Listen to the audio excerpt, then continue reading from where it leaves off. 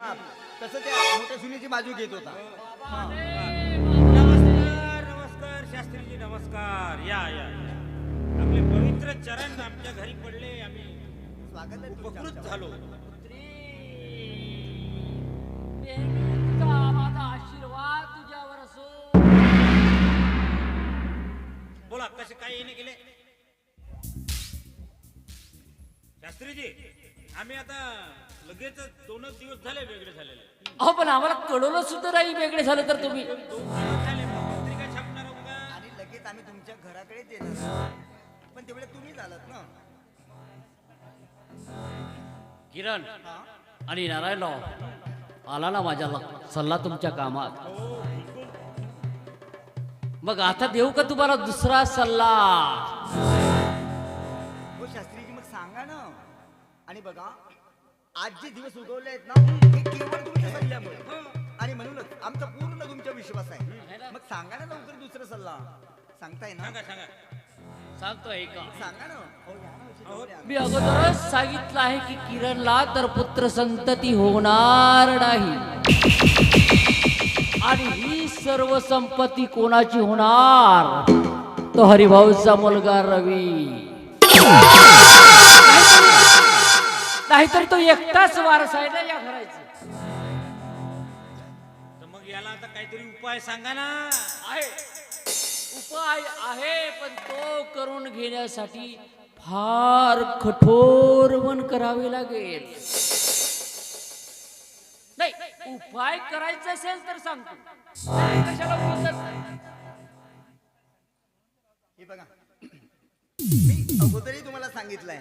ओ तुम्ही आम्हाला उपाय सांगितलं म्हणून हे आनंदाचे दिवस आज उगवले आहेत. आणि म्हणूनच मी याच्या अगोदर पण सांगितलंय तुम्ही जो सल्ला सांगणार आहात ना तो आमच्यासाठी योग्यच असणार आहे, आणि आमचा पूर्ण तुमच्यावर विश्वास आहे. काय हो हा? आणि म्हणूनच तेच म्हणत आहे ना. हे सगळं तुमच्या सल्ल्याने सुद्धा सांगा लवकर दुसरा सल्ला काय ते. आता का उशीर नका लावू. चला. आमचा विश्वास आहे तुमच्यावर. ओ सांगा ना लवकर. सांगा ना. तुमच्या सुखात अडथळा कोण आहे माहित आहे तुम्हाला? हा कोण आहे? तो हरिभाऊचा मुलगा रवी. त्याला तुम्ही कोणत्याही उपायाने ठार मारा, म्हणजे तुमच्या आयुष्यात सुख लाभेल.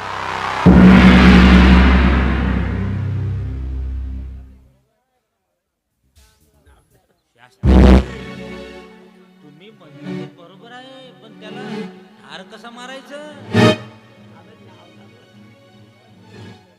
अरे त्या रवीला एखाद्या दिवशी बोलवायचं, चांगला खाऊ घालायचं, आणि सरळ त्या तुमच्या शेतावर घेऊन जायचं, आणि तिथेच त्याला ठार मारायचं.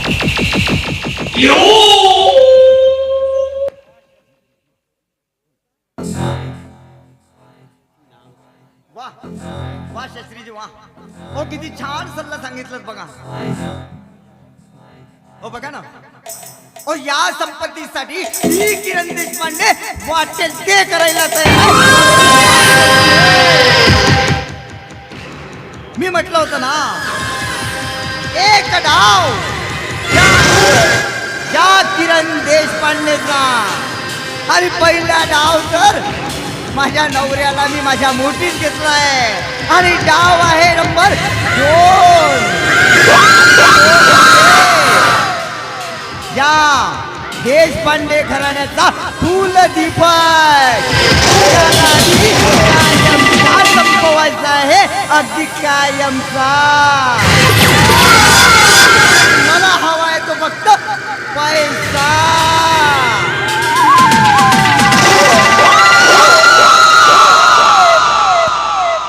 आणि म्हणूनच सांगा शास्त्रीजी, तुम्ही हे सगळं सल्ला सांगितलं हा अगदी योग्य आहे, पण त्याला मारायचं तरी कसं हे नाही सांगितलं. सांगितलं ना की सरळ शेतावर घेऊन जायचं, आणि त्याला संपवायचं. काय म्हणतो किरण? आज रविवार आहे. रविवारी शाळेला सुट्टी असते. ते पण बरोबर आहे. तर मग हे शुभ काम आपण आजच का बरं नाही करायचं? पण रविवार घरी असेल ना? आता तू कुठे गेला असेल ना तिथे खेळत, तिथं घरात असेल, अभ्यास वगैरे नारायण, करत. हे सर्व करताना सावधान आणि त्यात माझं नाव येता कामा नये. अहो शास्त्रीजी, याबद्दल तुम्ही काही काळजी करू नका. आणि हे बघा, समजा कदाचित जर तुमचं नाव आलं ना, तरी माझे बाबा म्हणजे गणपत पाटील आहेत आणि या गावचे मालगुजार आहेत म्हटलं. आणि अशी जर भानगड आली ना, तर माझे बाबा पोलीस स्टेशनला पैशाच्या भरोश्यावर विकत घेऊन टाकतील. म्हणजे बाजरी. काही काळजी करू नका, बिनधास्तपणे राहा. या कार्यासाठी आशीर्वाद.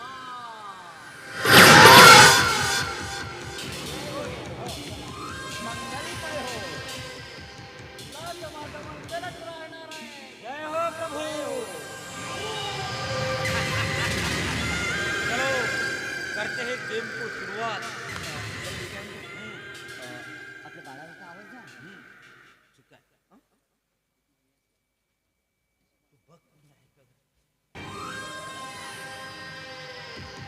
बापू रवी, अरे ए बाळा रवी, जरा ही बाहेर आहे बरं.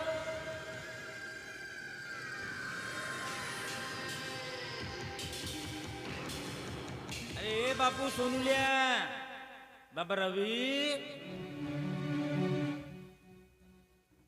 अरे बाहेर आहे बाबा.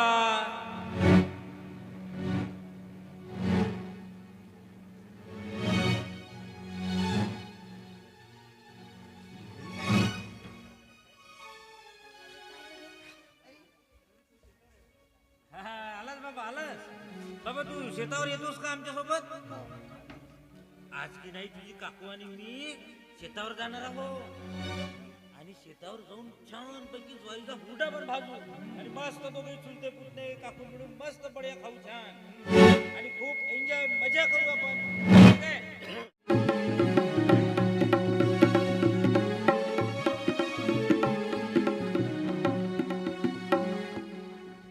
हा, म्हणतेस किरण, आता आपण वेगळं झालो तर बढिया वाटत आहे पाय असं म्हणजे एकदम शांत शांत. म्हणूनच कोणाचं टेन्शन नाही. साला त्या हरिभाऊच्या दोन गोष्टी ऐकायच्या नाही ना, कोणाच्या दोन गोष्टी सुनायच्या. आणि म्हणूनच मी म्हटलं होतं ना, बायकोचं जर असं ऐकत गेलं ना, तर अगदी आनंदाचे दिवस येणार आहेत हो, समोर. बरोबर आहे. मग ऐकाल ना मला माझं. बायकोला ऐकायचं, वा, वा, वा. हा, म्हणूनच. पण झाला. मी म्हणजे काय म्हणते, शहाणपण सांगितलं नाही का? आता हे बघा, आता आपल्याला कोणत्याही कामाचं टेन्शन घ्यायचं नाही. तिजोरीच्या चाब्या आहेत ना तुमच्याकडे? हो आहेत ना हे का? बस. आता काय करायचं, जेवण झालं की आराम. ना कोणाचं काम करायचं, ना शेतीवर जायचं, नाही काही तो पायात करायचं. बसल. हा, म्हणून